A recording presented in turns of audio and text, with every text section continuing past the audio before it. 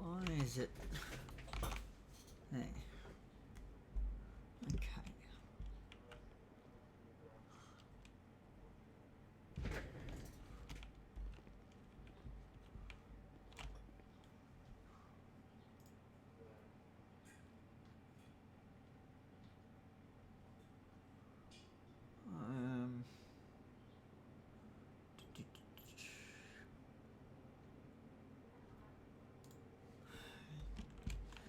I'm waiting for a sec.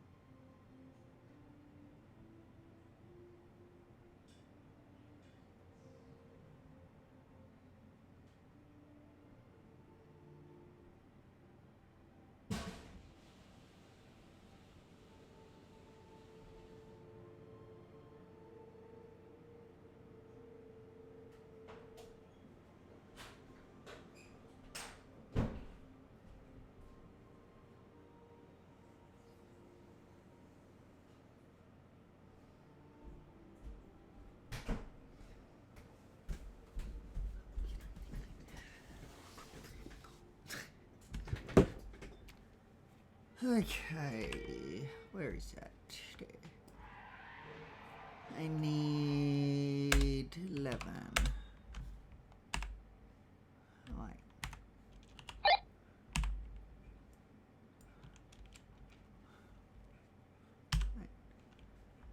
SRF 316 is on duty.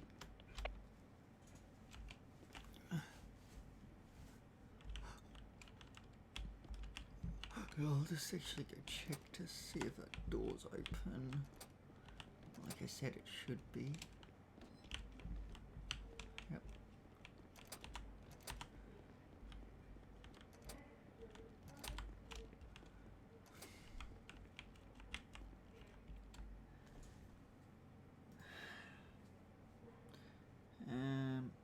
Where is that?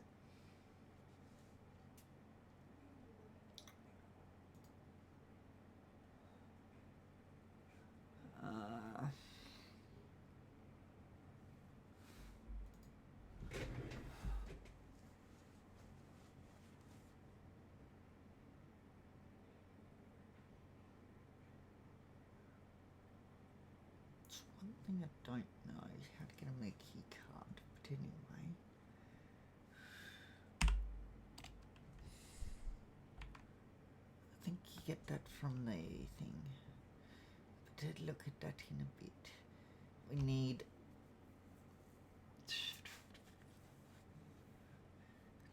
text edit? No. Need what am I after? What am I after? There's something I'm after. I just can't think of it. Oh, yes, I did that. I need emails. That's what I'm after. And then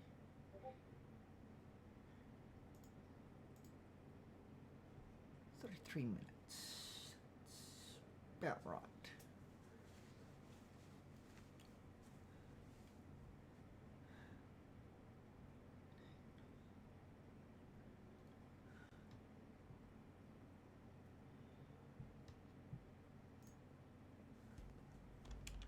Hello. How's it going? I'm early. Oh, it's fine. Can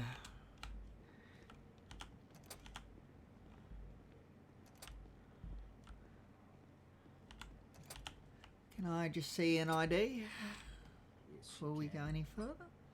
Just to confirm that you are who you say you are. Yep, that's good. That's who I was expecting. come through. I had a bit of issues with my car getting in. It's fine. There's no issue you being early, but yeah, we'll just wait around till when it's meant to start. Just that way. What was I gonna say? If leadership wanna come, then yeah, that's the only thing. But yeah, no issues with you being early. How are you going anyway? Yeah, I'm alright. Oh, Pretty that's tired. good. Fair enough. Been up to much lately? Not much really. I was supposed to do the fire training the other night, but I had to leave like halfway through it. Yeah. Oh, that happens. Yeah, there's been lots of people complaining about not being able to get an induction, and when I stick one on, you're the only one who wants to come. Yeah, I was surprised because there's a fair few people that were even asking for like one-offs. Now there's one that no one wants to do it. Yeah, it's just like, really? Like, I put it out there. No. I was waiting for one to pop up. I was ready to jump. Yeah. That's it. I only just got Sheriff FTO a couple of days ago, so yeah.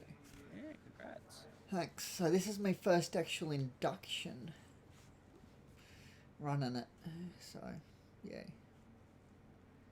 I've done corrections before, so I know how to do it. Yeah. Yeah. Yeah. We got 33 minutes roughly. Wait. So yeah. 30 minutes. Yeah.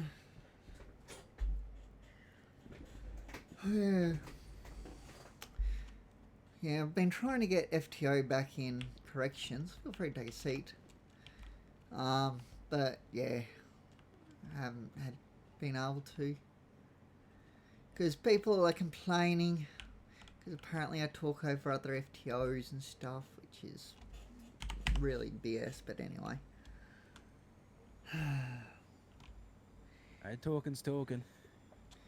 Yeah. Because it's like they take this big long break, and I think, oh, they've finished talking. Okay. Yeah, I know what you mean. You think, oh, it's all done. Yeah, and then... like their cues are off. Yeah, and then you start talking, and you end up talking over them because they start talking again. You know?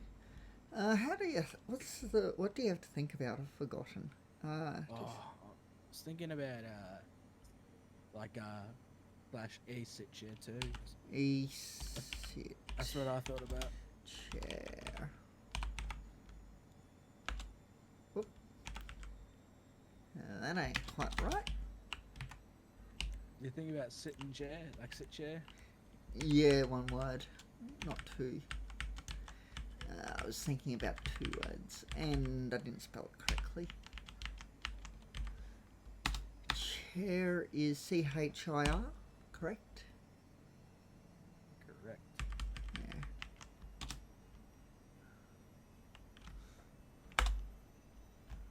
I'm a bit far away, I might just... Oh, okay, don't need to sit.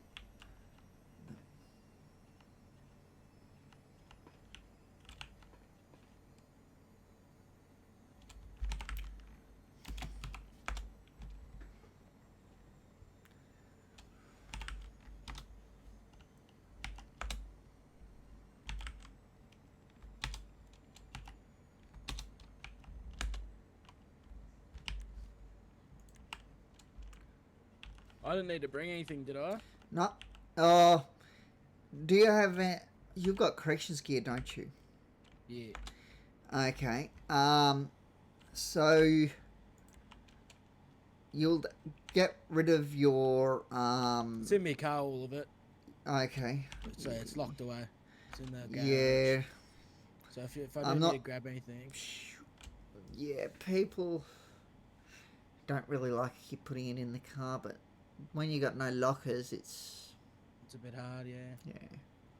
And I brought it Just because I was make like, sure you wasn't always sure. keep your car locked when you've got the stuff in. Oh yeah, I always keep it locked. Yeah. But now that thing's sitting in the garage right now. Yeah. Um. So you'll be getting rid of your corrections radio. You'll hand that back into basically just don't really need to hand it back in. Just put it in the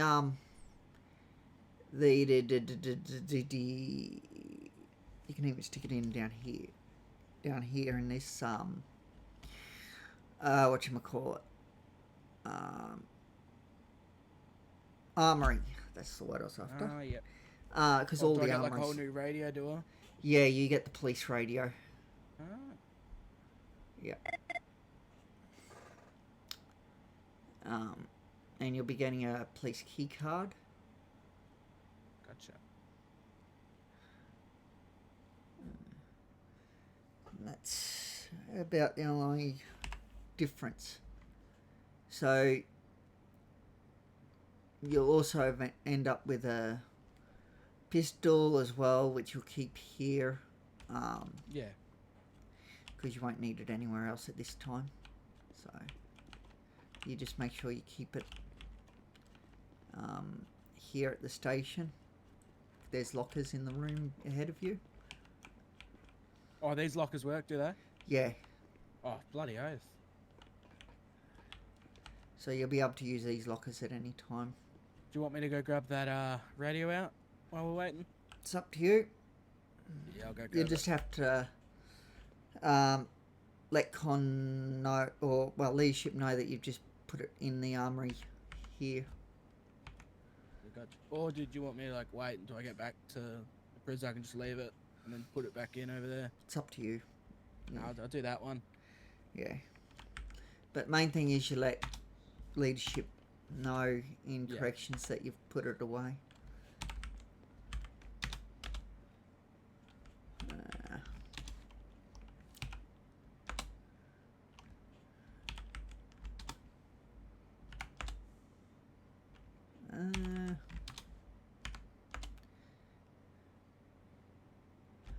That's better.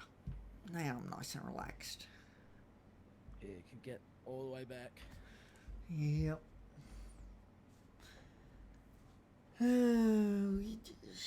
Yeah, so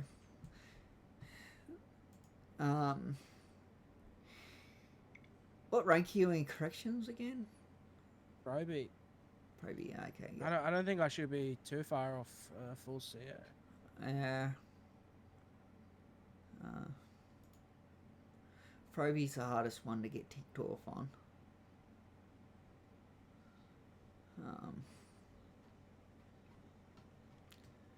But yeah. Yeah, just got people complaining about me in my EOI. You're playing about EY. Yeah, because I apparently talk over people and they don't like being pulled up when they do something wrong. I don't know. Well, because apparently it's because I do it in front of people. Because it's usually the people that they've done the wrong thing in front of. So, you know, the way I look at it, if you're going to do the wrong thing in front of someone, well, you know, expect to have a word in front of them, you know? Yeah. That's the way I look at it. That way they know that, hey, basically I'm letting everyone know that that's not on. You know, don't see the big deal. What do I know? You know? Yes, if it's something, you know, really bad, then, you know, you can pull them aside. But, you know, if it's something like just a use of force or something, you know, I don't see a big deal. But apparently it hurts their feelings. Or I think people need to grow up, honestly. Yeah. We're all adults here. Like, if I saw you doing the wrong thing in front of someone, I would pull you up about it, you know? Yeah, as I would expect you to. Here's Odin. He is a recruit in sheriffs.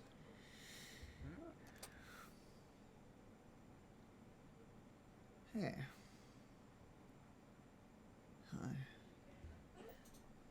Just wait till 1:30 and then we'll get the show on the road, Yeah, gotcha. if that's all right. Yeah, that's perfectly fine. Yeah, I remember one time I was telling this recruit, that he needed to read the caution. And oh boy, did he throw a hissy fit. I told him multiple times, as a recruit, you need to read the caution. And he just threw a hissy fit, and he didn't last long, trust me. I mean, if you don't caution, you can get sued the hell out of you. 'Cause you need Yeah. to caution them their rights. Yep.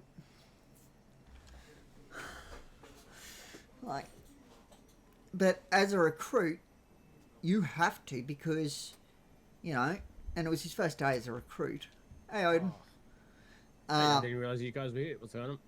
Just going to be doing an induction. Oh, for sheriff. Yeah.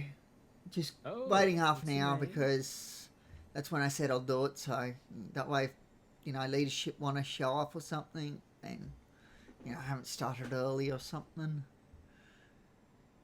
So he just So got is here it- early, so we just... is it the white shirts we wear? When we're doing court or manning the station, Gotcha. when I'm we're just out going and to sort about. out a quick... Do you mind if I tag along for that induction, mate? See how Yeah. it works? Yeah, go for it. I'm just going to sort out something quickly. I'll be back. Yeah, it's half an hour. Well, not quite, but you know what I mean. So white when we're manning the station or court, you say?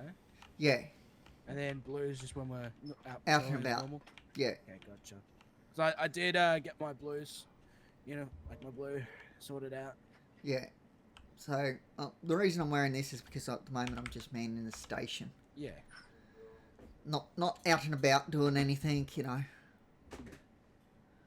But it's best to keep the vest on and your pistol and taser on you when you're manning the station. Yeah. Just in case something happens. Might not, but yeah. You always got to expect the unexpected. Yeah. So you can keep that stuff on you while you're manning the station. Gotcha.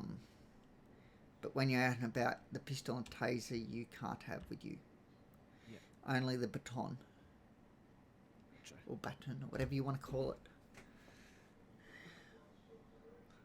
Or whatever its other names might be.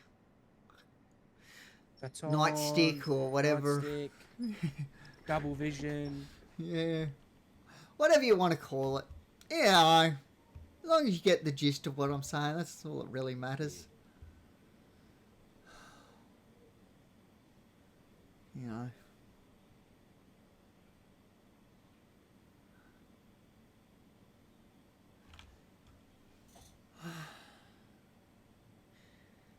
Yeah.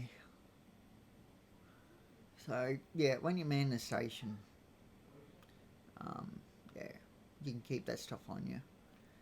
We'll go through a few things. There's 2 handbooks I've got to run you through. Yeah. So, it will take longer than a corrections induction, okay? Yeah.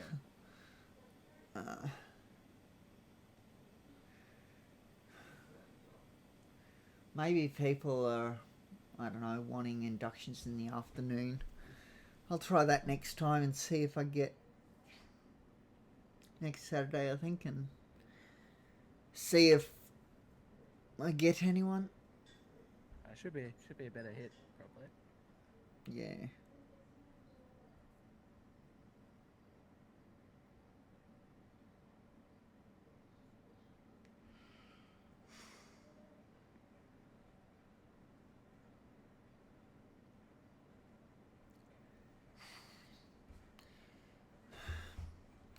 Because we've got a few waiting. It's just, yeah, none of them other than you decided to actually come. It's like, okay, fine. I just been waiting until one would pop up. And I put the thing out early. That way, you know, everyone can figure out, am I going to be available then? And, you know, gives them time to, you know, or if they wanted to make themselves available, they could do that. You know, like I could have done it, like, I don't know, an hour before I did it, but, yeah, I want to give people plenty of time. Yeah.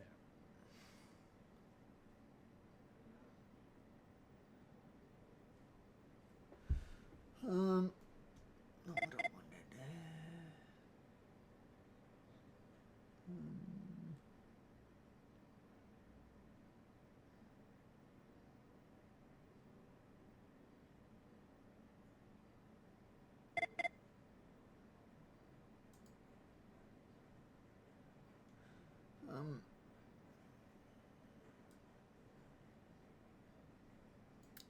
Oh yeah, I should give you the...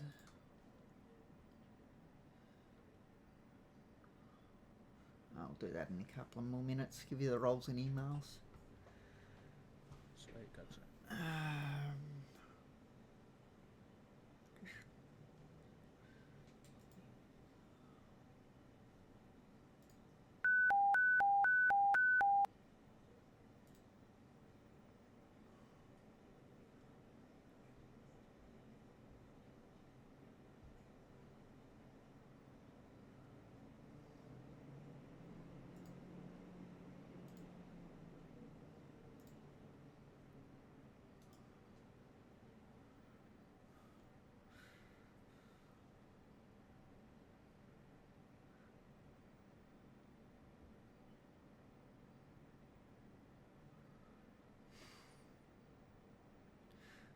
Because you can't see any of the...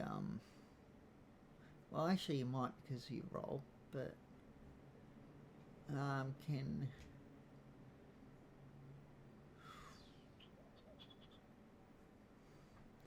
Yeah, but either way, I'll get rid of the one you've got for sheriffs at the moment. What the hell? I was just having a look at my roles in the emails. It says I'm fire certified. Well, there you go. Well, I guess I know how to fight a fire. Oh, Well, I already knew how to fight a fire to begin with. I just need to go there to be able to be signed off. well, apparently you are signed off. Otherwise, you wouldn't have got the fire certified. Yeah, exactly. I can fight the fires. Don't worry. You're CFA, aren't you? Nah, No. Okay. it's alright. I know how to fight the fires. I know how to help someone that's been burned. Okay. It's too big. Call them the big dogs. That's what they say. Yeah. Even if you don't know how to fight it, you can always just put a call in. Exactly. Basically, I'm not even sure. I'll if give I you really the know. rundown anyway, seeing as though they've ticked you off on it.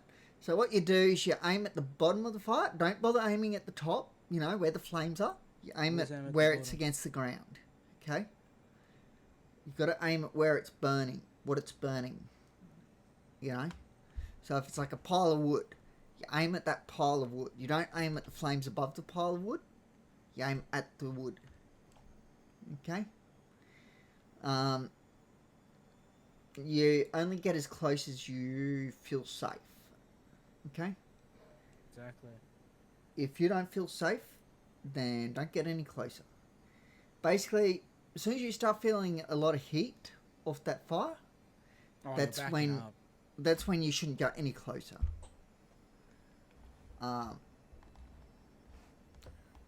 So obviously the size of the fire will depend on how close you can actually get.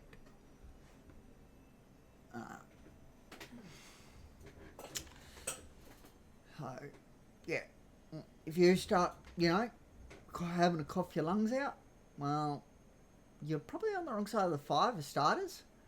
Maybe change the direction, because, you know, you might be able to get a bit closer before you start coughing it out, your lungs out, due to the wind direction.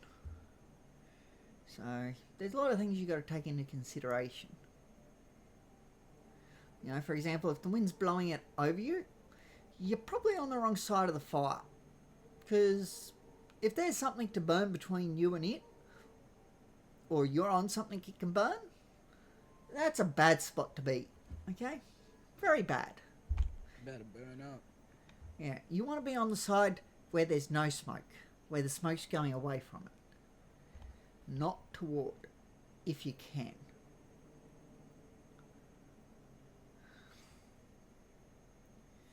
So you got to look at the fire, see if it's moving and what direction it's moving.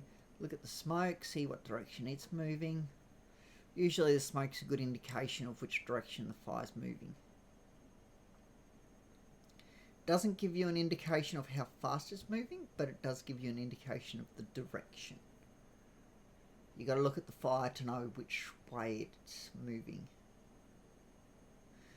And also look at, you know, what's around the fire. What can it burn? You know, if there's nothing around the fire that it can burn, then yeah, you don't have to, you know, or between you and the fire that it can burn, well, obviously it's probably not going to get much closer, you know.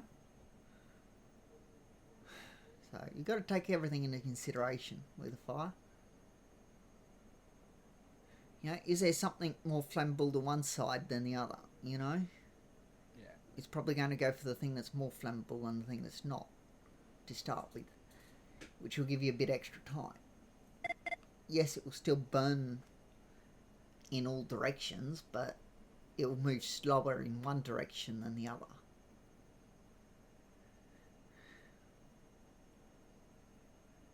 So yeah, fair bit you'll want to take into consideration.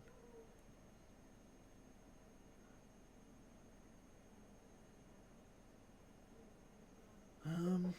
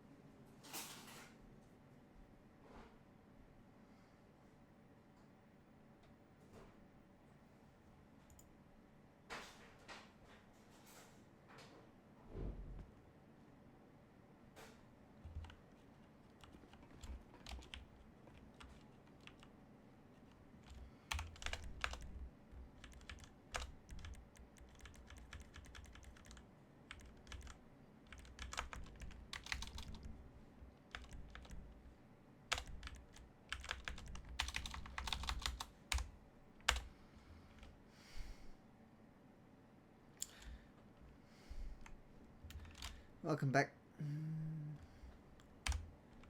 MDT align.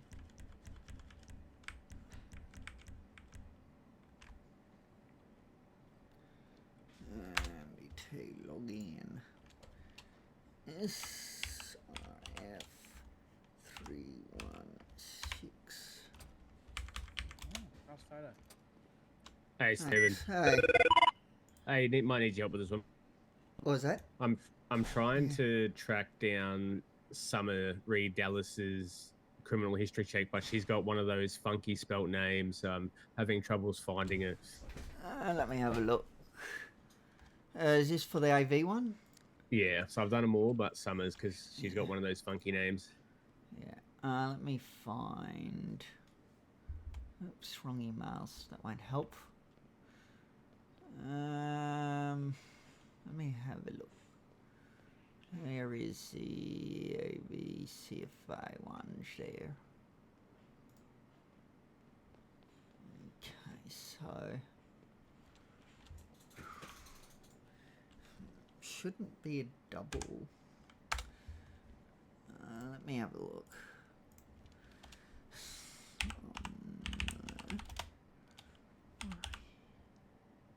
Oh, there we go. I got it. All good.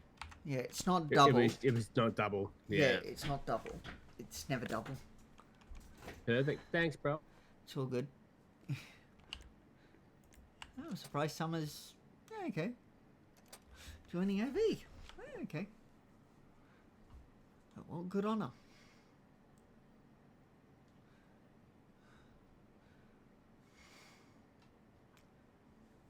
Maybe I'll eventually do something else other than just sheriff's corrections and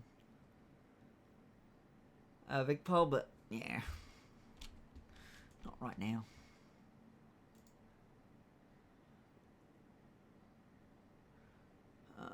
That one, no, Sheriff General.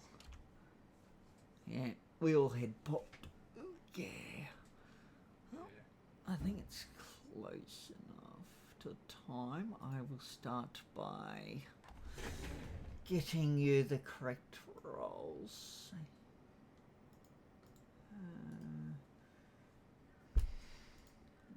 View. Oh. Okay, that makes it easy.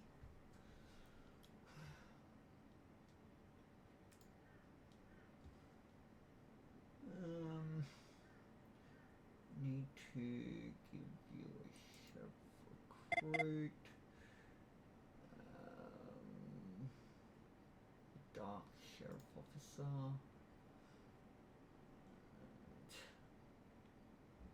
And then get rid of. Where is it? Where?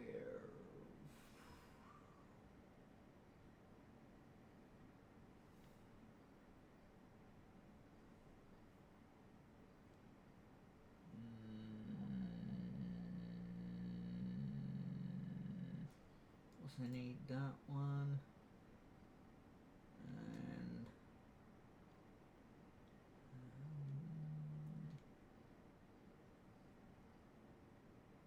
that one needs removing there.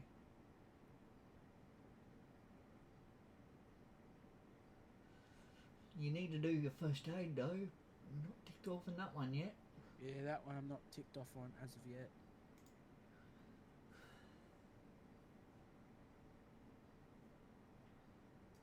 My God, there's so much more in their emails now. Yeah.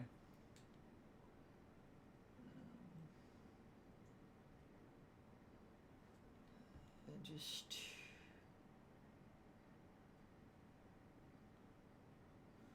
double check that I've given you the correct. I'll just check Jake. He's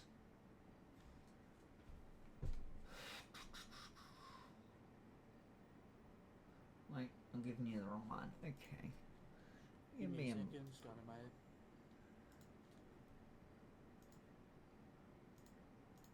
I gave you the wrong sheriff officer by looks. No, that looks like it's the correct one. He might have the wrong one.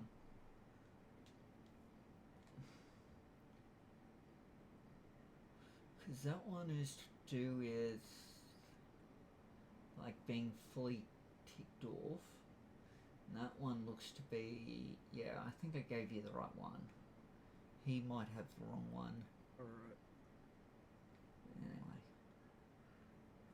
Because that comes under the trainee. So, which means it's to do with, because by looks it's like Park Ranger, Vic Roads and Sheriff Officer, which means that it's just marking you as one of them. I'm pretty sure the other one means that you're thing, okay.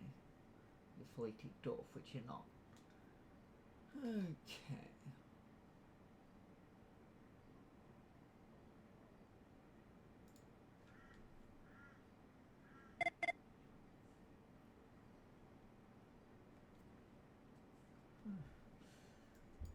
Okay. Yep, that's good. Okay. We should have all the correct roles now. We'll just go into the meeting room.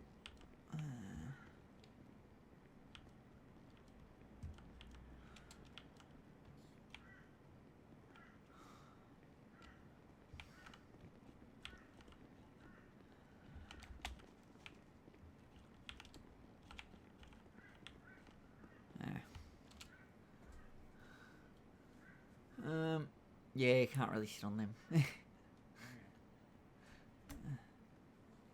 Okay, might go up to the head, seeing as I'm running it. Okay, I gotta go run over the table. Can't get behind. There we go. That's better. Okay, feel free to take a seat if you'd like. You too, Odin, if you'd like. I like stretching my legs, brother. I Yeah. sit too much at AV. Actually, let me just jump on radio. Give me a second. I forgot after the head pop to do so. Odin, just make sure you're on radio as well, just in case something comes up.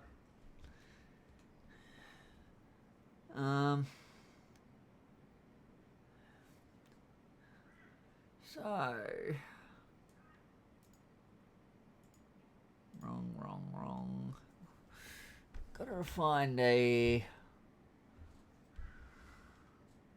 Where is it? Where's that chat? Can you see inductions and training? Guys?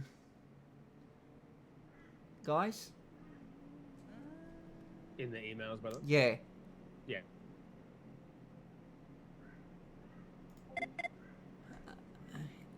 So you'll see me in it.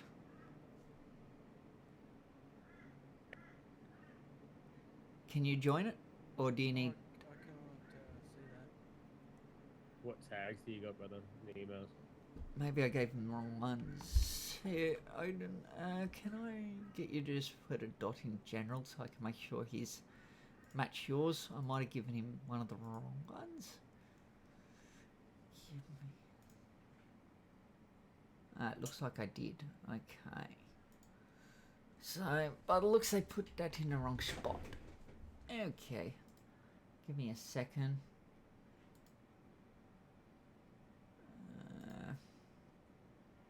He's got a Wait. point. Not even I can. I can only see corrections, induction, voice chat. I can't see Sheriff's voice chat. Can you see SRF comms? Yeah, SRF comms I can. Yeah, join that one. And then I'll drag you guys down. If I can, which I should be able to do.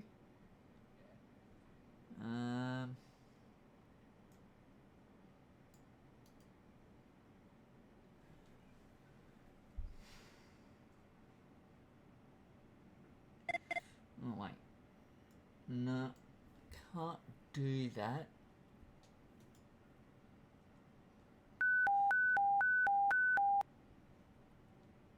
Why is there settings like just- that? Just do it in SRF comms, bro. If you can't get out, if you don't have the power to drag. Yeah, You might want to raise it to them to fix the perm. Yeah, because like, I should be able to drag people to inductions and training, you know. Yeah, but you should be able to see it as well, technically. Yeah. Maybe. Let me see if I give you. Give me a second. Could be because you gotta have. Full sheriff, maybe. No. There. Try. Blake, see. Can you see it now? Hold on, I think I can. Yeah, I think that's the issue. It's because I got rid of the role that allows him to see it. Yeah. Yeah, I can now. We might just do it in comms, because why not? Just move back up to comms.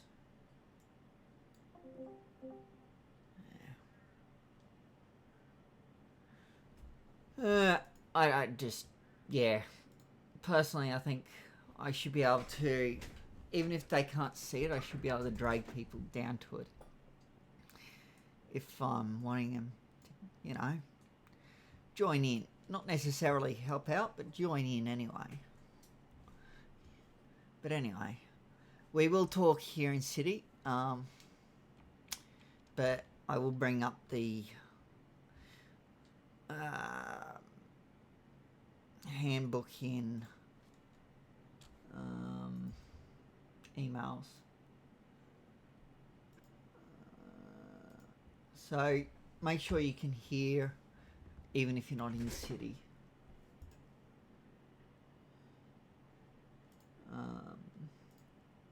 Where is the handbook? Give me a second to find it. Okay. That one and that one, okay.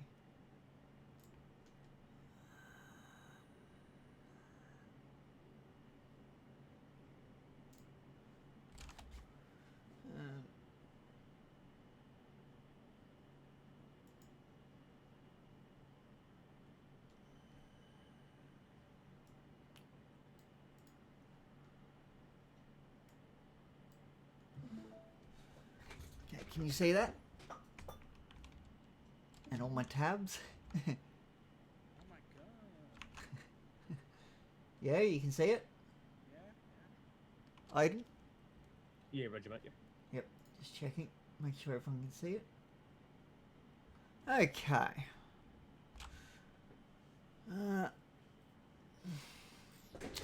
So,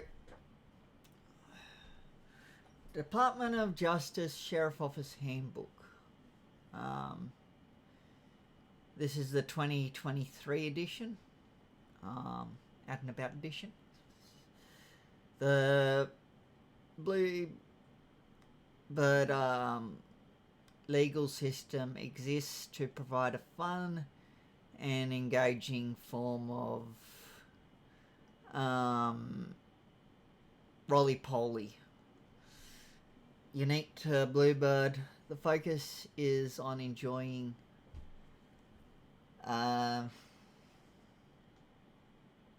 you know, yourself over power, okay? I'm sure you guys can read between the lines there. So this is the equipment that we take out on duty. Not sure why the bottom two. No, it's all good. I'm just getting confused. Looks like there was supposed to be more images anyway. So equipment enforcement. All sheriff officers are equipped with the following for fine enforcement. The baton, torch, first aid kit, and bandage. As you know, should know, when you pull out a first aid kit, 2 come out. So you don't need to get 2 come out when you pull it out. For the rest, it is only 1 item each. Okay? If you pull out an extra one accidentally, just put it back in, and you can just, if you want to be on the safe side, just let Titus Snow would be the best person, or Liam, or someone in leadership anyway. Just that way, if something happens, you've covered your back. But the main thing is that you put it back. Gov will be able to see that you've put it out and put it back. But yeah, just if you want to double check, cover yourself. Yeah, that's all you need to do. Just, yeah. Anyway, you'll be required to return these items at the end of your shift. So, if you aren't flying back into the sheriff's station, you must put it away, basically, is what it's saying. If you planning to fly back in, but you plan to go do something else, then you should... I'm back in 2 seconds, so wait for it. Okay. Yeah, just talking city. Yeah. Who is that? Is that Odin? Give me a second. Yeah, it was. Okay. So, yeah, if you're going to go do something else, make sure you stick it in the locker. If you're going to do, like, corrections, well, then, obviously, you can take it with you to corrections. Because it's the same gear.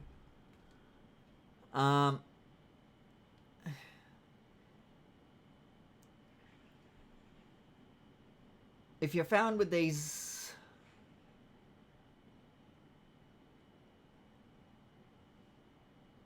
Oh, you're... Okay, so I was a bit... Whoops. Hang on, let me go back. So, I was wrong about the radio. You still use the corrections radio. That's my bad. You know how before I was telling you get a different radio? Yeah, nah. That was my bad. You still use the corrections radio. While being a sheriff officer. Unless you've already moved to Vicpol, then when you move to Vicpol, you get rid of that sheriff radio and you use the Vicpol radio for everything. If you're found with these items off duty, you'll be arrested and charged the same as any other member of the public. You will also be reprimanded or fired from the sheriff department, depending on the severity of the situation.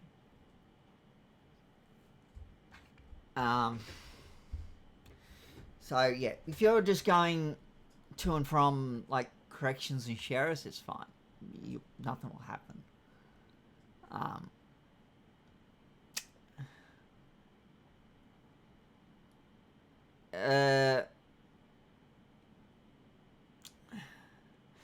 Just so you know, selling or giving these items away is considered PG. You will be caught. It is not an if, but a when, okay? Basically, same as corrections. Don't do it, or good luck. You're be out of city pretty quick. Or at least having a bit of a chat with Gov at the very least, okay? So don't do it. So this is your out and about uniform for patrolling. Your uniform is as follows. Your vest stays on at all times, except in the station or courthouse. You must be in uniform at all times on duty while not on courthouse duties. Yeah, I probably shouldn't have my vest on. Anyway, whatever. Take that off. There we go. Well, not on courthouse duties. At this stage, chevrons only for senior sheriff and above. So you won't get any chevrons like you do in corrections. So we can come back to this slide later if you need to set it up. So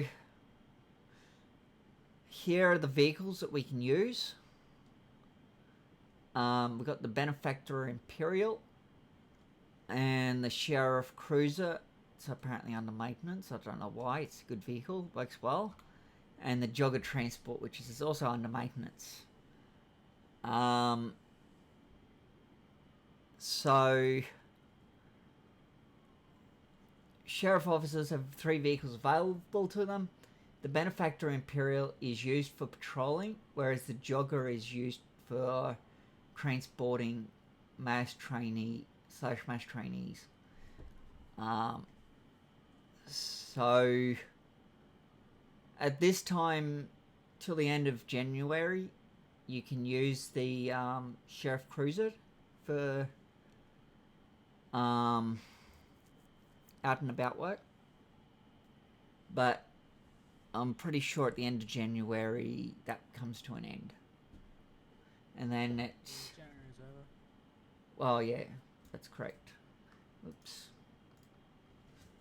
The Sheriff Cruiser will only to be used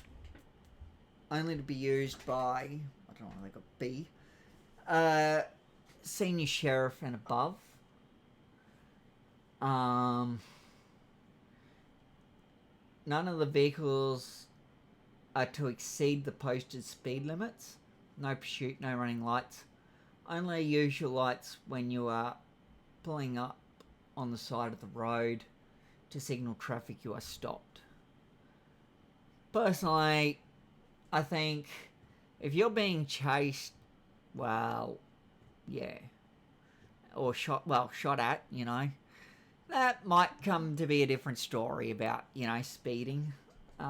Sorry, but yeah, you know, as far as I'm concerned, yeah, if you're being shot at, get out of there. Do whatever you have to. But yeah, anyway. So those those vehicles there that you see are the old vehicles. We don't use them. Other than the front lobby, the general public is not, so that was the door that you came through. The general public is not permitted in the garage or the station proper. Victoria Police should also keep their presence in the station to a minimum, but do not be annoying about enforcing that. You know, so don't harass them about it, is basically what that means. Magistrates and judges are welcome in the station in the course of their duties.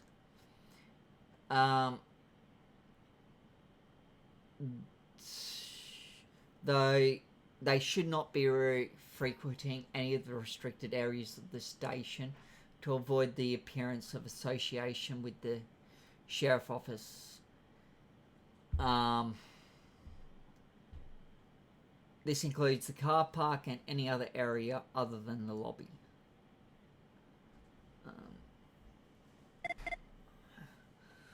Obviously, during an evacuation, all VIPs are permitted inside the station, as there are people who are actively being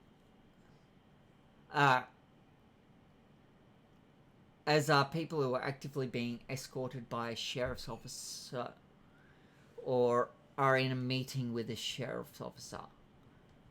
Be polite but firm with court officials, police, and especially the general public who overstay their welcome. If need be, hand out move-on notice. If they still fail to comply, ask VicPol to take care of the people that might be trespassing. Okay? So don't be afraid to hand out move-on notices. If they're overstaying their welcome. Or if they get in here through means that they shouldn't, like jumping over a fence. Chain of command. So you've got the sheriff. He runs the whole department with complete autonomy. So what he says goes. So if he says basically drive your car off a cliff, well, I wouldn't do it, but Yeah, I would drive up to the cliff anyway. Because, you know, you got to value your life. He won't tell you to do anything that drastic. But if he says, grab out a weapon, even if it's not a weapon that you normally would use, you grab that weapon out. Or if he hands you a weapon that you wouldn't normally use, you make sure you use it. Okay? So, whatever he says, goes. The Sheriff of Victoria can hire, discipline, fire, and command all other ranks. The Sheriff has no limits in the payment plans they can approve and can amend policy within reason. The Sheriff may also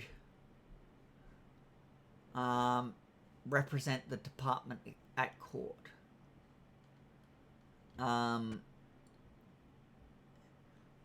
So the Deputy Sheriff assists the Sheriff with administration of the department and has no limits on payment plans they can approve. The Deputy Sheriff may represent the department at court. So, just with this, anyone who's below the Sheriff, if the Sheriff tells you to do something and someone else has told you not to do it, you do what the Sheriff says. Or if the Sheriff has told you not to do something and someone below him has told you to do it, you do what the Sheriff has told you to do, which is not to do it. Okay? That's generally how it works. Supervising Sheriff officers assist with the day-to-day running of the department. Supervising officer can approve payment plans for others up to the value of 600,000 and are able to answer most questions. They may represent the department at MCV, but not DCV. So, MCV is the Magistrates Court of Victoria. DCV is, what does that stand for again? I can't remember. What was that? District. District, that's the word, yes. I knew it, but I just couldn't remember which word. Anyway, senior sheriffs. By the way, the difference between MCV and DCV is, we'll probably go in this in the next handbook, but the MCV is run by magistrates, the DCV is the judge who runs that one. So, yeah, that's basic difference. And there's also some other things, we'll get into that in the next handbook. Senior sheriffs have shown that they are knowledgeable and dedicated to the role. They can approve payment plans up to the value of 400,000 and are able to answer most questions. They may not represent the department at DCV, but can at MCV. Okay? So, sheriff officers are fully trained members of the department. They may not represent at MCV without a more senior officer present. So they can represent at MCV if there is a more senior officer present. Is what that's saying. Recruits, which you are going to be, are new to the department, have not been fully trained. They may not represent in the court. Okay. Oops, that's what I wanted to do. I wanted to go to the next slide. Yeah, so you can't represent at court, full stop.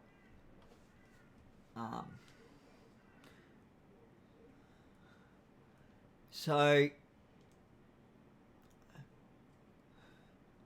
call signs, you can choose your service number between 0 and 97. Service number 99 is reserved for the sheriff or acting sheriff. 98 is reserved for the deputy sheriff. Service number 65 is not to be used. as this call sign was retired on the 9th of the 4th, 2023. I miss her. She was good.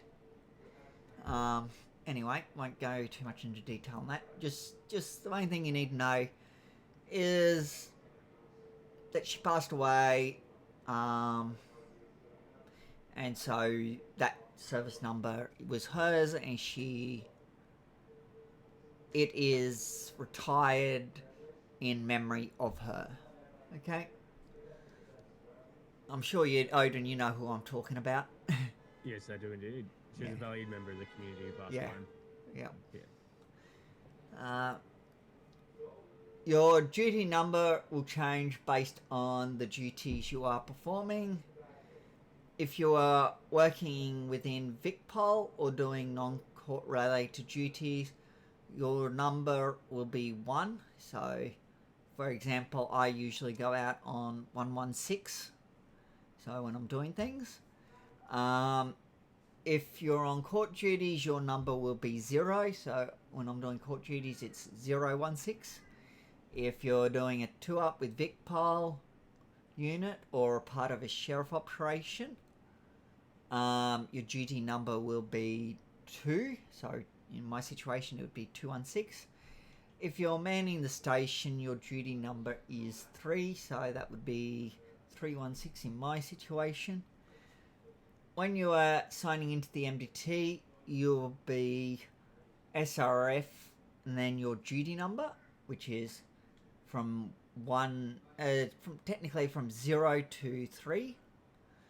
And then your badge number. So in my case, it's 16.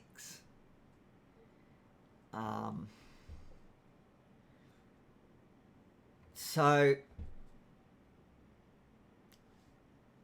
as an example, the sheriff, so that's the head of our department, his service number is 99, and he would use the following call signs. So when he is on duty for court, it is 099. When he's in a sheriff vehicle doing non-court related work, it is 199.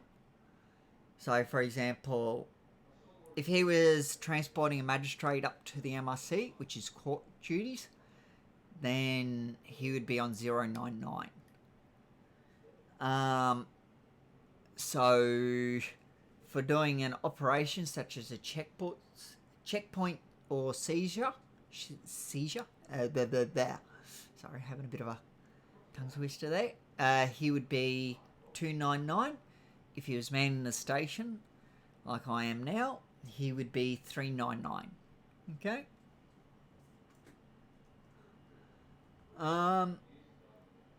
If you have any questions during this, feel free to ask, by the way. Note on vehicle patrols. When doing a vehicle patrol, there are a few things to keep in mind. We are not police. We do not pursue under any circumstance. If your ANPR picks up debt and the person is driving, signal them to pull over using your lights and a quick blip of the siren. Like for me, when I'm driving, if I stick it on, it's slightly more than a quick blip, but that's just because, well, unless I'm right behind that person. I then, because if I'm turning around, I need both hands to do that. So I can't turn it off while I'm turning. So it stays on till I finish my turn, and then I turn it off again.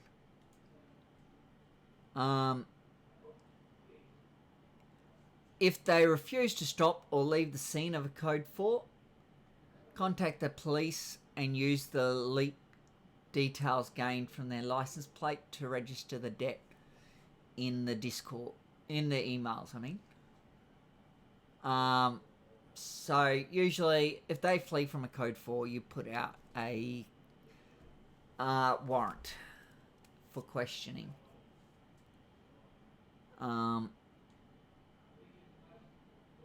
Like it says here, you can also place out a warrant for their arrest. Okay, I thought it was questioning, but anyway, in lieu of contacting the police. So instead of contacting him, give the person a phone call after their debt has been registered to inform them of what they owe. They may not pick up. Yeah, good luck with that one. You must abide by all road rules at all times. The only time you're permitted to use the siren and break road rules is when you're responding to a lockdown or other threat at the courtroom. If the police charge you with a traffic infringement, do not complain, be polite, and improve your driving. If you pick up multiple infringements, you may have your license revoked, which means you won't be able to go out on patrols. Patrols are only to detect fines using the ANPR or inspect the streets around the courtroom. Do not to detect crime. So if there's a I don't know, if there's someone, let's say, assaulting someone, what you can do is you can put a call into police, but you cannot pull over and stop them from assaulting each other. If that makes sense. That's not our job as sheriffs. Okay. So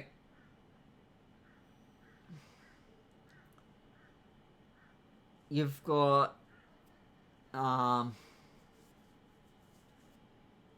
this is what your MDT looks like when you go to it. You've got login, which is what you'll use. Don't worry about login auto GD call sign. That's only if you're VicPol. You've got change status, which you may or may not use. It's up to you. You've got duress.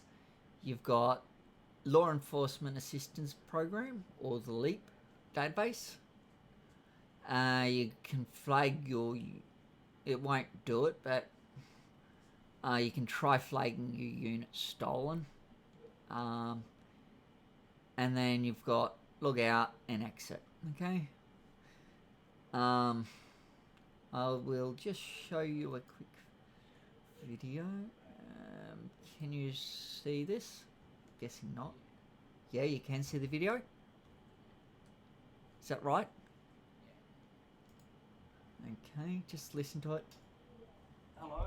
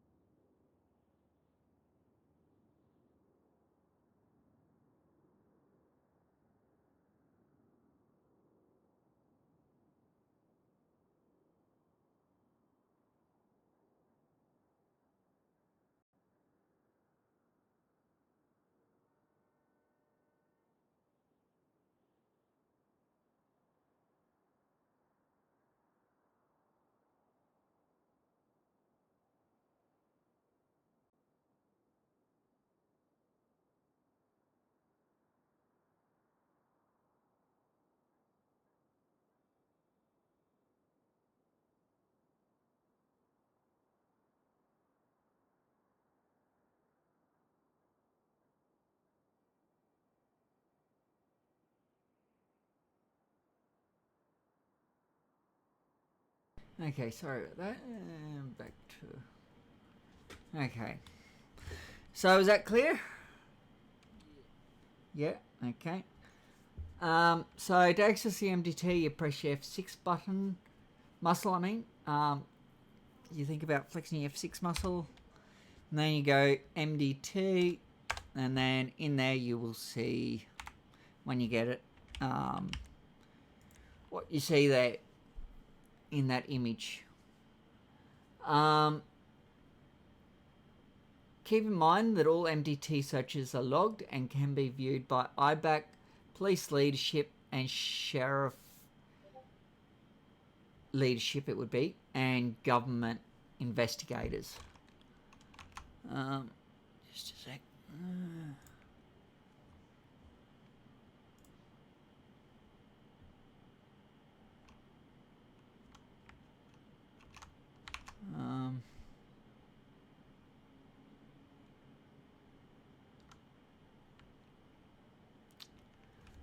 Okay, I'll look at that a bit later. Just had a thing come up. Anyway, only ever use the LEAP database appropriately. Looking things up for personal gain, curiosity, or utilizing such information in a manner not covered in this booklet will result in termination and or potential court proceedings. This is to comply with the Privacy Act. So you can't just go up to a random person and go like, oh, can you show me your ID? And get them to show you ID and then go look up their information. That would be a very big misuse of the MDT. Because the only reason you do it is if you're requested by someone to look up something. So, for example, the magistrate might ask you to look up something. Or a lawyer might ask for information, though they should do that through the they will do that through the whatchamacallit,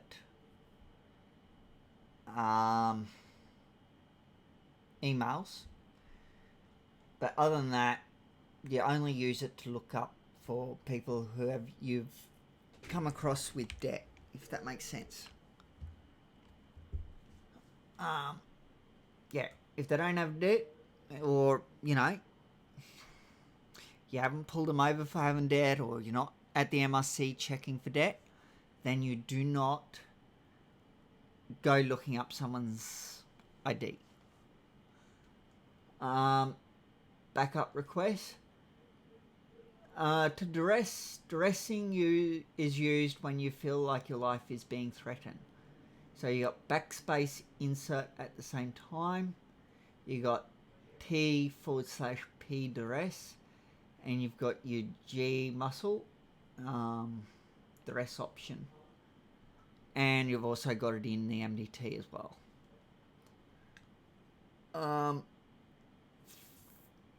Urgent VicPol assistance.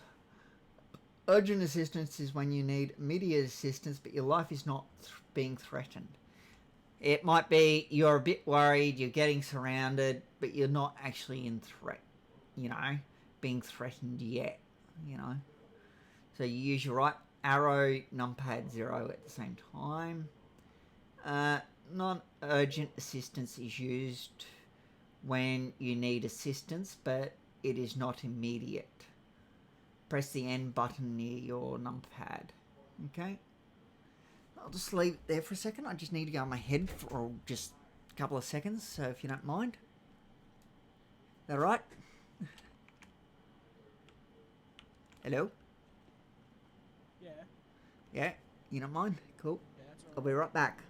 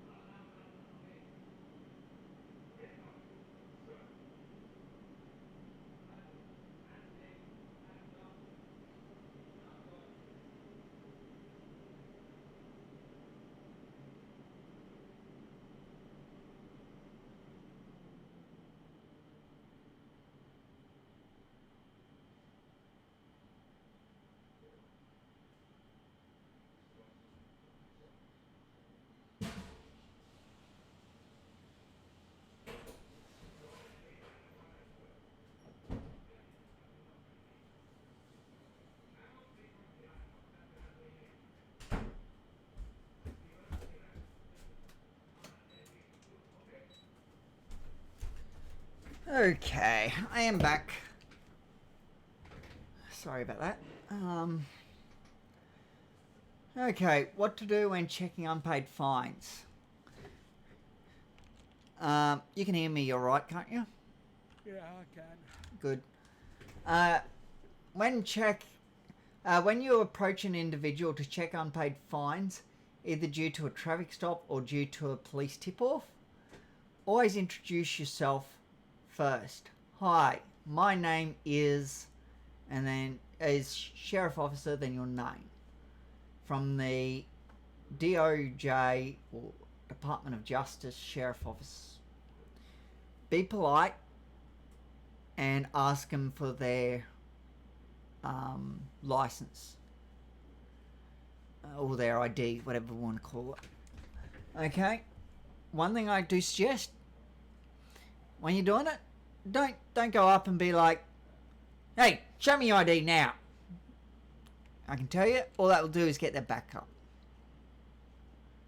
So always be polite, be calm, if you can.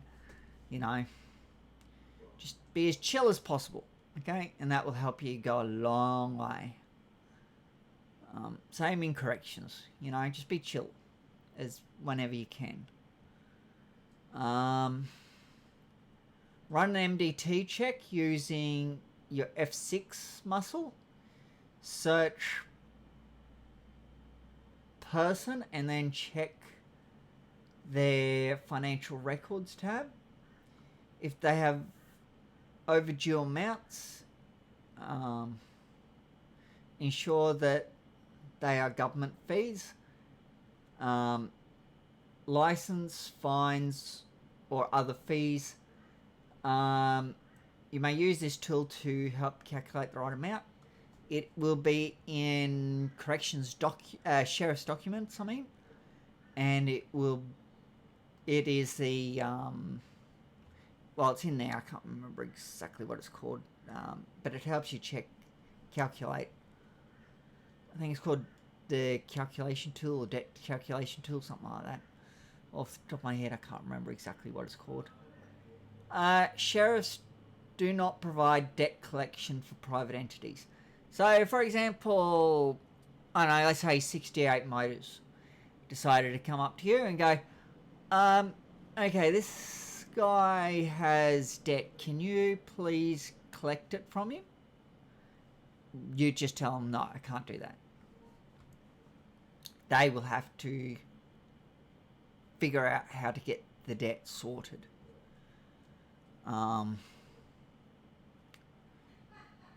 Once you have confirmed the amount overdue for government fines, inform the person of their outstanding debt and instruct them to make full payment. There are different rules depending on how much debt a person owes. All debts until $400,000 can be dealt with by a sheriff recruit by themselves. Same as when you are a full sheriff, 400,000 is the max. Okay? Anything over that, we can't deal with. We have to get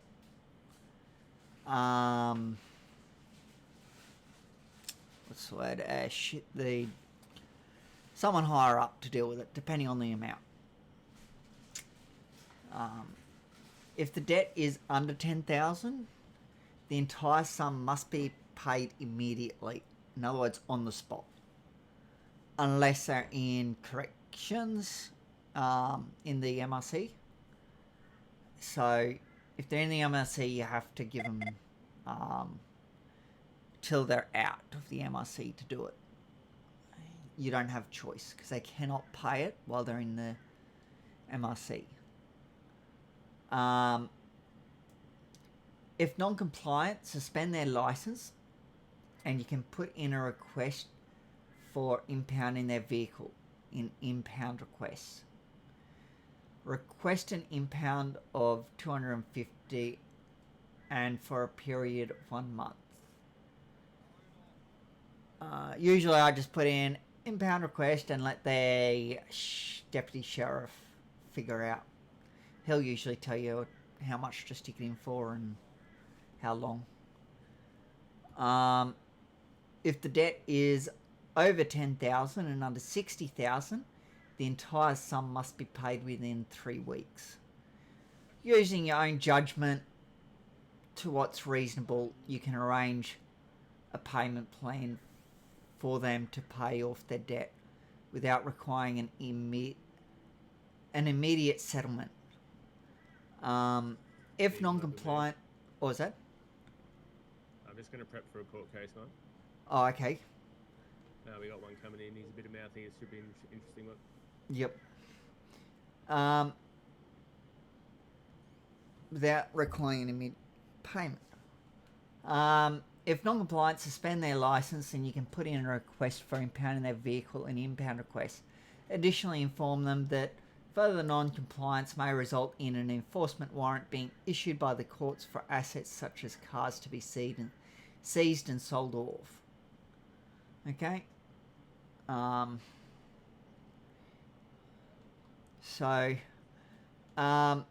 example, if it was 60,000, for example, I would definitely be giving him 3 weeks to pay it. You know, but if it was 10,000, yeah, I'd probably look at less time for them to pay it. You know, but it's up to you. Obviously. If the debt is over 60,000 and under 100,000, the entire sum must be paid within 4 weeks.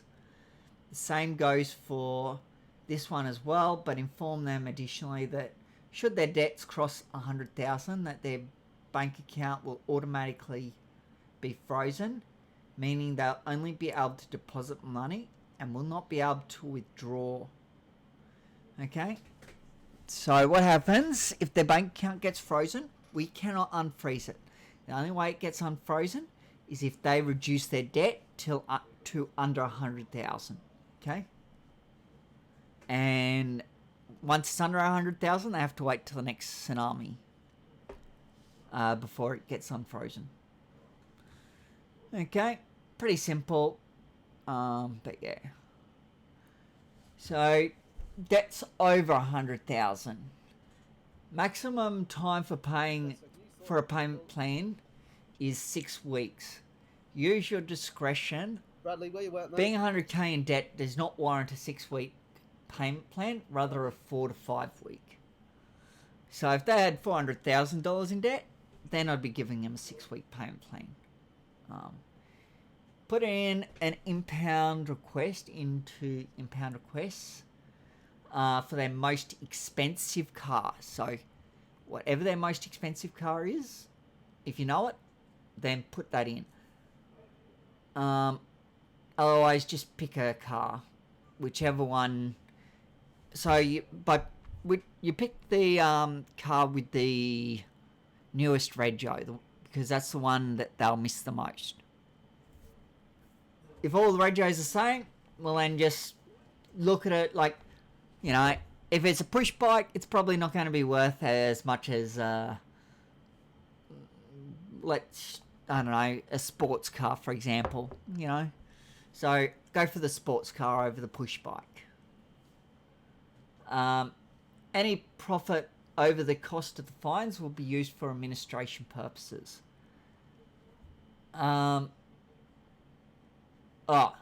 Also advise them that if that the vehicle will be sold via an enforcement warrant if the payment plan is not completed on time.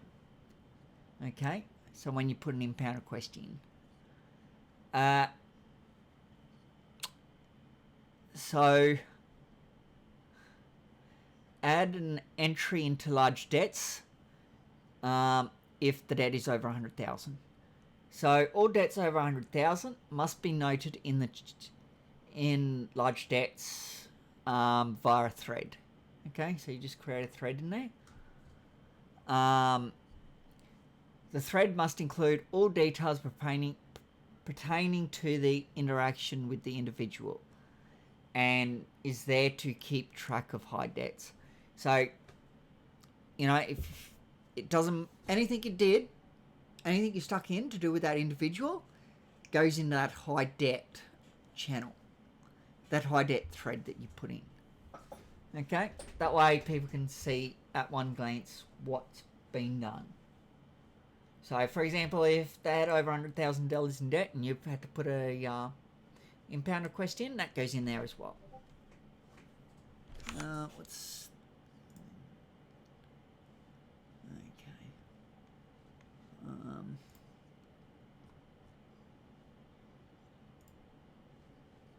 Give me a sec. Debts over 400,000. Excessive debts need to be brought up to a senior sheriff before a payment plan can be approved. They will work with you to decide a suitable payment plan, which may include an immediate application for an enforcement warrant for the I think seizure is more what it's saying. I'm not exactly sure what that word is. I can't even pronounce it. Of some assets to get the owned amount reduced. Forfeiture, that's the word. Yeah, so basically seizure. Instruct the individual that due to the excessive nature of their outstanding fines, their case will be brought before a more senior sheriff, and a meeting at the sheriff's station will be arranged to explain what the senior sheriff will be requiring them to do.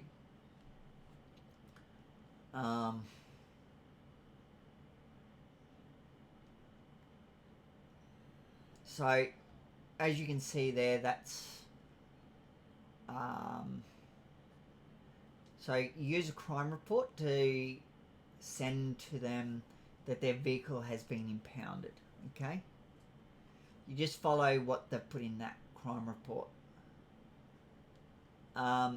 Further non-compliance may lead to an arrest and a court date before a judge or magistrate to serve prison time instead of paying the debt. Also, if you're trying to impound a car, the only way to do that is to get them to pull it out. You can request VicPol to come down, especially if they're not being compliant and pulling it out. And then there's a couple of ways to impound it. There's two. One is by TBT, the other is Alpha. Basically an Alpha impound, if you know what I'm talking about. Like an Alpha tow, if you know what that is. If a debt has been registered, we need to make sure that we call the individuals to follow up on payment or confirm that they are refusing pay. So, yeah, that's usually at the end of the time. Check the call logs channel to make sure they've not already made to make sure we have not already made contact with them recently, and call their number. Okay. When calling, if they do not pick up, use the bot command call first name, last name, then NA. So that stands for not available. Okay. If they do pick up, introduce yourself as follow. Hi, their name. I am your name from Victoria Police, Justice Department, Sheriff Office. I am calling in regards to your outstanding debts to the state. Is now a good time to talk? If they go no, then you try and organise when a good time will be.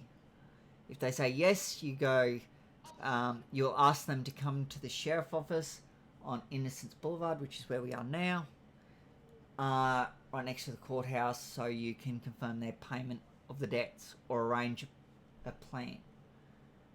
They must attend before we clear their debts. Inform them repeated failure to attend will result in further legal action. And here is a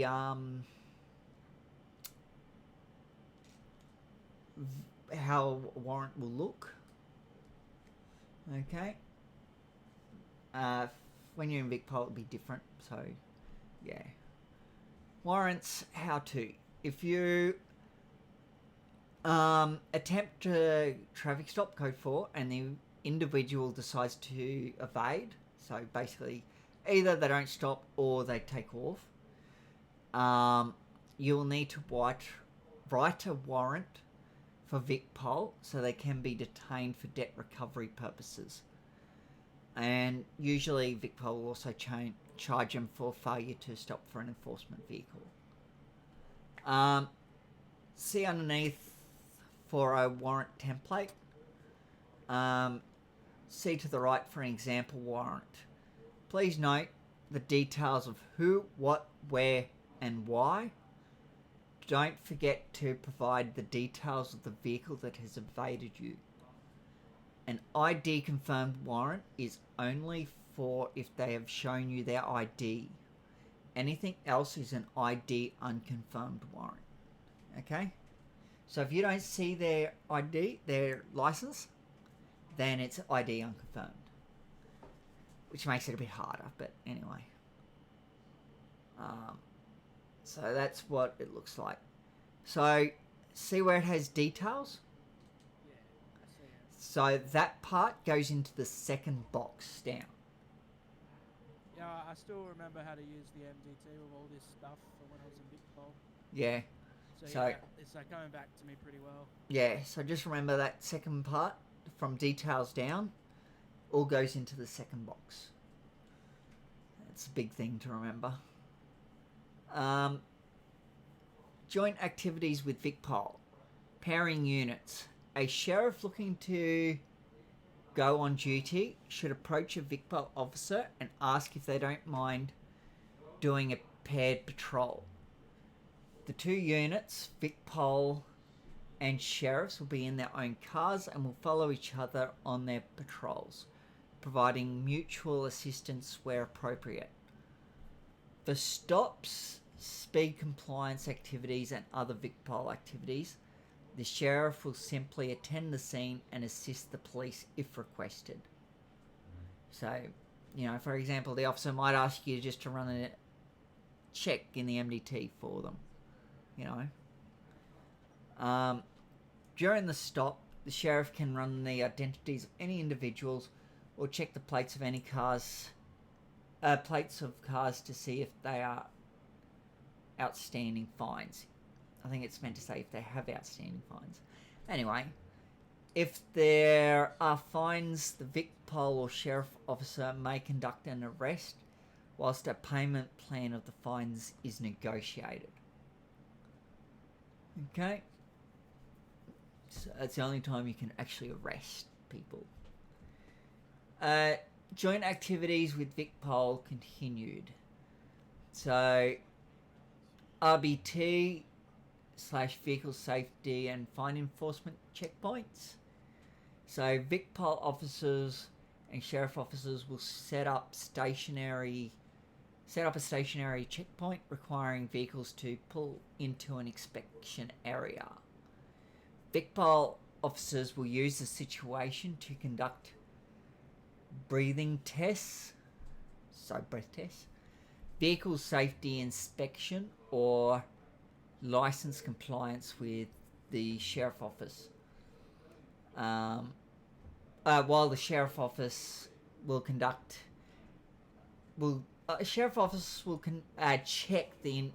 check individuals for outstanding fines. Sorry about that. I'm getting my words all mixed up. Combined radar traps and fine enforcement stops. This involves a sheriff unit being stationed on a heavily travelled road with a highway officer further down the road. The sheriff will be using their ANPR to detect unpaid fines on passing vehicles, while the highway officer is using the radar to check for speed infringements. If the sheriff detects someone with unpaid fines, they call the highway officer, who can then conduct a traffic stop while the sheriff catches up. Okay?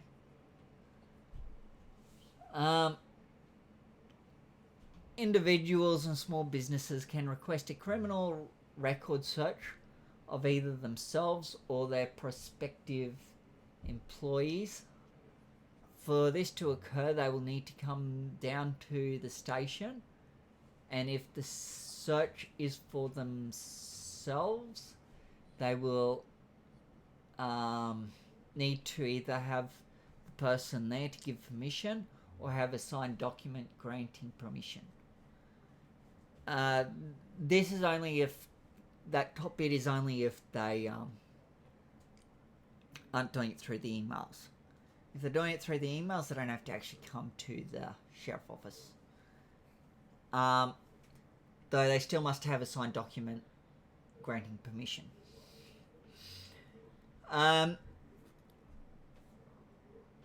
This is just a simple MDT search where you will copy all the charges they have and send them to an email address of their choice. There is a fee involved which you will take from the individuals prior to lookup. Registered businesses are able to create a tab in their respective channels after receiving a payment from each search. You keep what you are given for checks that you have completed. So, for example, the Office of Legal Defence Representatives, that is a $250 charge. An individual, that's $500. Business is $1,000 per employee. This includes lawyers representing a client. Okay. Courts, government agencies, so AV, CFA, VicPol, DPS, IBAC, or OPP, $0. So they don't have to pay anything. Below is just an example of charges, what they look like. A note on financial records. While we do not collect private debts, a business may request that you check a person's financial records to see if they owe the business any money, any unpaid invoices. This will cost the business $750 per person we look up. And you will send them that information only after. You'll send them only any unpaid invoices to that company, and only the ones that are for that company. You don't send them other companies' invoices. Do not provide information of any other money being owed. If no money is owed to the business, the fee is non-refundable, and you will inform the business that no money is outstanding towards them. Remind the business that we cannot follow up on the debts for them. They will need to begin their own debt recovery procedures. Advise that they can submit a court application to force a payment, including having assets sold to pay the debt or to secure the return of a product such as a car. Okay, progressing to VicPol. You will need to be an active member of our department in order to progress to VicPol. This includes going on tour-ups with an FTO in order to learn and show off your skills. If you join this department and are active without being ticked off for a period of time, please let it be known in the channel that you are looking for a tour-up with an FTO, and one will likely be able to be arranged. Okay? So basically, if you're looking for a tour-up, it doesn't hurt just putting a ping in saying, any FTOs available for a tour-up? If they don't reply, well, so be it. Anyway, that's the end of that handbook. Now on to the next handbook.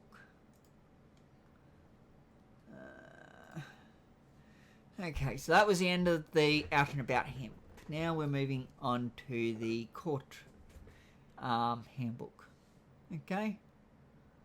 So, same thing as before. It's not about power, it's about enjoyment. Okay? If you're here for just power, then you might as well start walking now. Okay? this is your uniform. We can come back to this later.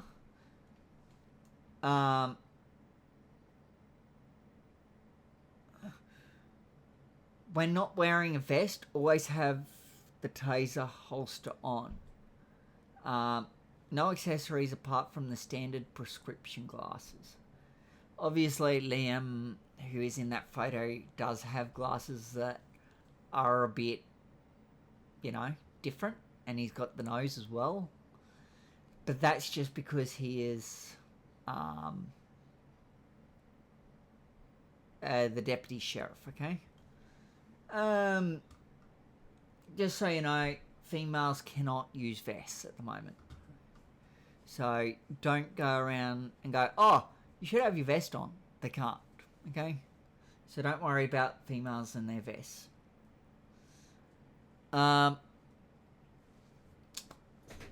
In court, sheriff station.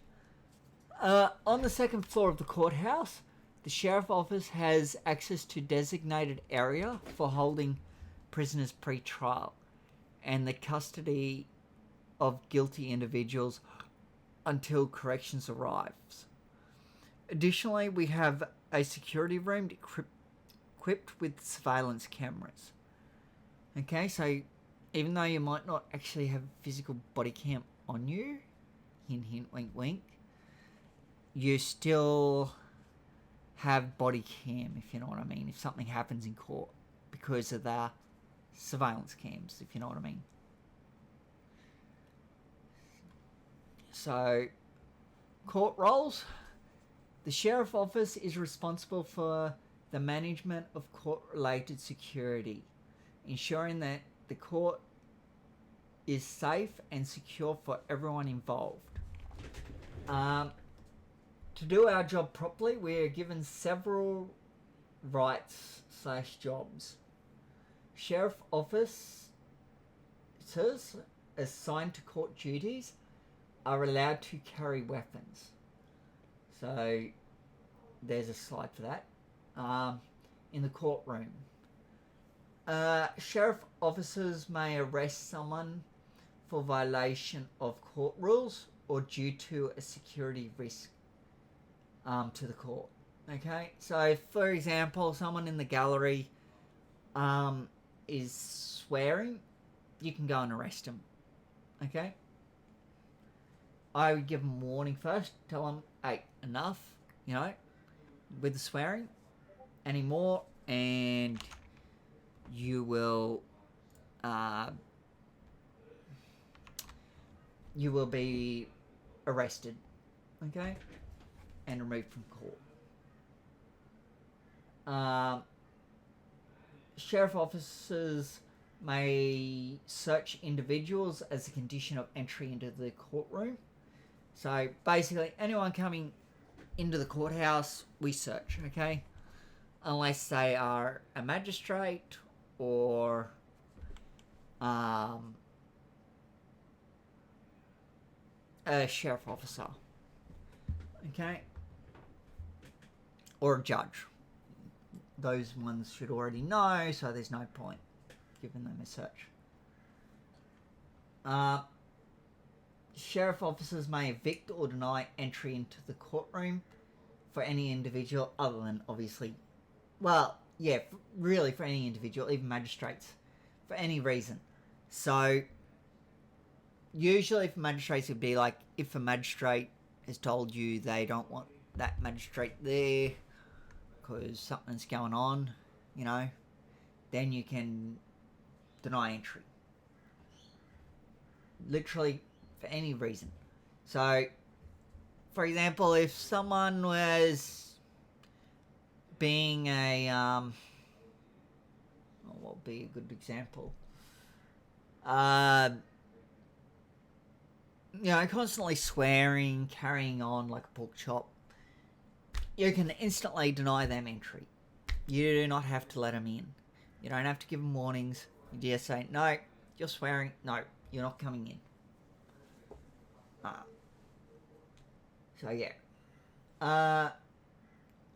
That includes VicPol as well, okay? When it says any individual. So, yeah. Sheriff officers will issue any charges and sentences on behalf of the judge or magistrate. So if a judge or magistrate gives them a charge, we give it to them. Okay? They will give it to them in court by saying, okay, you'll be receiving this charge or that charge, and yeah, we give that to them. Sheriff officers will ensure that everyone remains in their associated areas during proceedings. So, for example, if someone in the gallery gets up and walks up towards where the defendant is, or in where Vicpol is, you instantly tell them, get back to your seat now, or you'll be taken out of court. And if they refuse to reply, then you take them out. That's it. No second chances. Court security. We guard the front entrance metal detector in order to search relevant people entering the court. There is another entrance / exit on the opposite side of this, also equipped with a metal detector. Individuals entering the court are to be ID'd and then checked for any active criminal warrants, unless an exemption applies. There are also individuals that are never able to enter courts. You will find those in the emails. So yeah. They are also to be fully searched. No weapons or articles deemed dangerous are allowed into courts. This includes Vicpol weapons, and they cannot be bringing ammo in either. Okay, ammo is a big no-no. Sheriff office has final say in this situation. If an individual is non-compliant, they are refused entry and asked to leave clearly. Give a written F10 move on notice if required. If they do not leave, detain them and contact a high ranking sheriff officer or presiding official who will likely take further action against the individual. So if there's a magistrate on duty, you contact them and they will likely take further action. At the end of the day, sheriff officers are officers of the court. Court property is the jurisdiction of sheriff officers and will be protected by us at all times. Okay?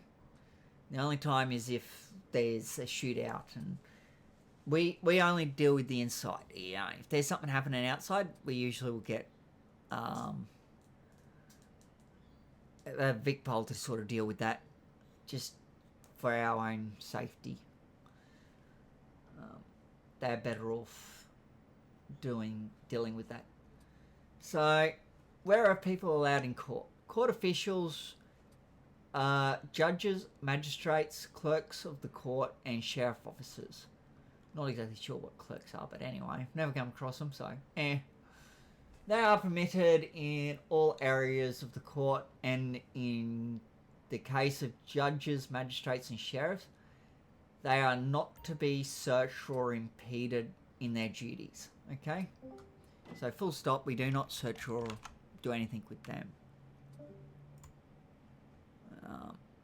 So yeah. Approval needed. The well and bench are sacred areas. Entry into these is only to occur if the presiding judicatorial, or whatever the word is, officer permits or requests it. Please don't punch each other. Otherwise, a sheriff officer should prevent people from entering these areas. So, the defendant and their lawyers are allowed into the well, but only to the desks. Past the desk, they are not allowed unless the presiding official says they can go past there. Same with Vicpol, they are only allowed into the well area, but never past the desk, okay?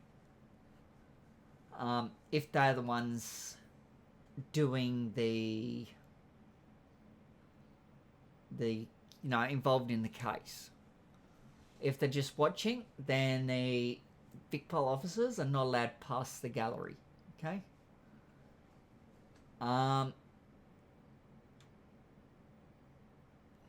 Jury. Only appointed jury may enter the jury box, no one else. Nobody else, okay? Public. The gallery, though I have seen magistrates who are watching enter it, but that's the only time that anyone's to enter it. And that would be up to the magistrate's decision, or the judge, whoever's presiding. Otherwise, no one needs to enter it. Okay, public. The gallery is open to all members of the public. No member of the public may enter without being vetted. Okay, so basically you've got to check their ID to make sure that they are who they say they are, and make sure that they're not someone who is not allowed in. So next, this is the image, an image of the courtroom. Okay, so you've got the the gallery, which is where all those chairs are, and then you've got the well, which is where those 4 chairs are that are different to the other chairs. That's so the right hand side. It is where the defendant goes, so the person being defended, and their lawyers. The other side is usually Vicpol, or the or whatever the opposite is, defendant. So yeah, and the judges, or magistrates, they go up to those 3 chairs at the back, and that's where they sit when they're presiding over the court. And then you've got the chairs off to the side, which is where the jury go. So yeah, that's the layout of the court, which you will see in due time. We will go up there and I'll show you around. This is the oaths / affirmations. Before providing evidence or testimony in the magistrate's court, individuals must recite either an oath or an affirmation that the information that will be provided to the courts is truthful. So the oath is, I swear by God Almighty, by Almighty God, or the person's name of a God God recognized by his or her religion. So it might be Allah or whatever it might be. That the evidence I shall give will be the truth, the whole truth, and nothing but the truth. The affirmation is, I solemnly and sincerely declare and affirm that the evidence I shall give will be the truth, the whole truth, and nothing but the truth. So if they don't believe in God, they use the affirmation. If they believe in God, or a God, I should say, then they use the oath. Okay?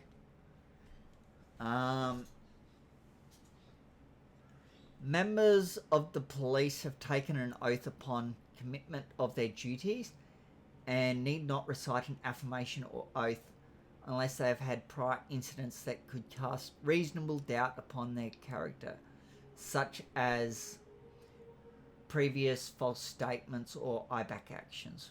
Okay? So if someone has been IBAC, then they'd have to read the affirmation or oath. Who's phone? Sorry, I was getting a phone from Okay. courtroom security. One sheriff officer, also known as bailiff, must always be in the well to assist the presiding official and ensure nobody enters without authority.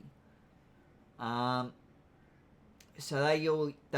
the bailiff will usually stand up next to where the magistrates are.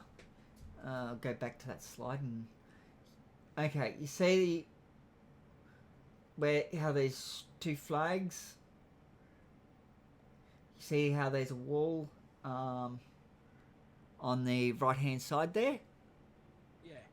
Yeah. So that's where the bailiff will normally stand, against that post, pillar, whatever you want to call it. They'll stand right there, ready to interact with anyone that comes past where they're meant to be. Okay.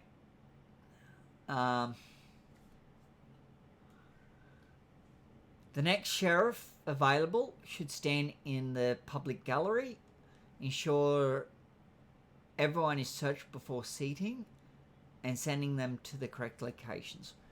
Normally, we will search them before they even get into there.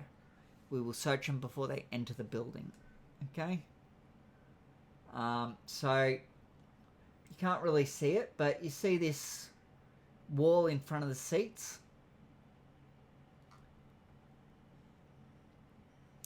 Hello? Blake? Yeah, I can hear you. I was just trying to fix it. Yeah, you see that wall in front of the seats? Yeah, I see that little barrier, yeah. Yeah. So you usually have a sheriff officer stand to the right and another one to the left. So see how to the left there's a gap and then there's another little section? You usually have someone standing next to that little section. And same on the right. Okay?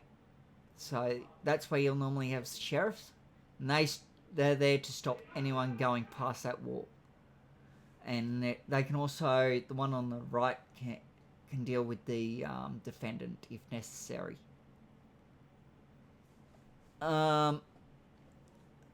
Additional sheriffs should stand in the lobby to provide search and a first line of defense in the hallway. It looks weird in here. Am I the only one?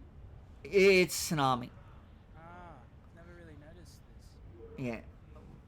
We may pick it up after Tsunami, but we'll keep going for the time being. So just fly back in here. Sorry, what was that? The world's about to end. Yeah, so just fly back in here when it's done, and yeah, we'll continue.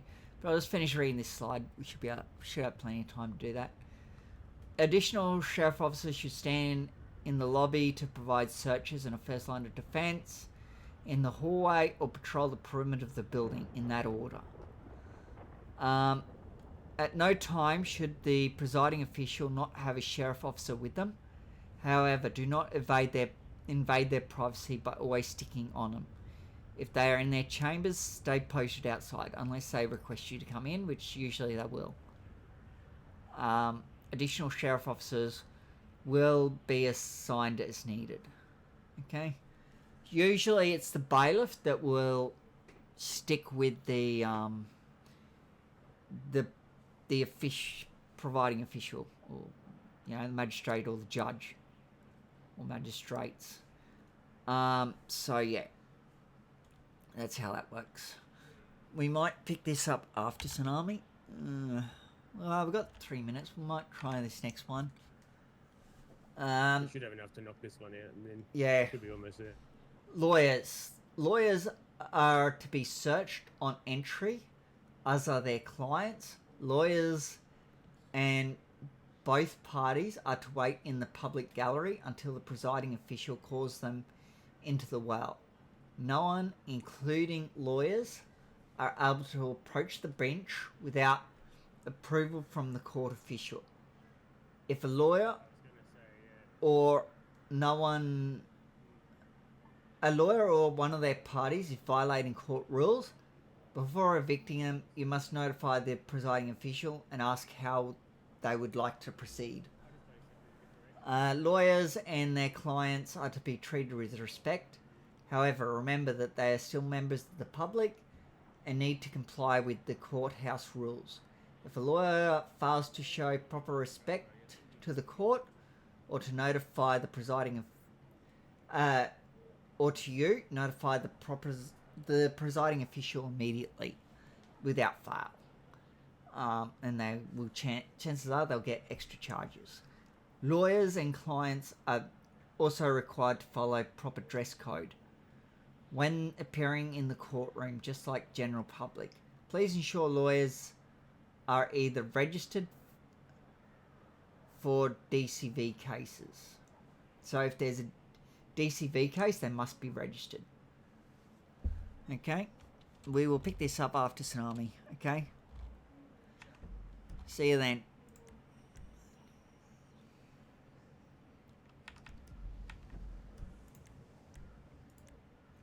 You might want to fly out now. That way you don't lose everything.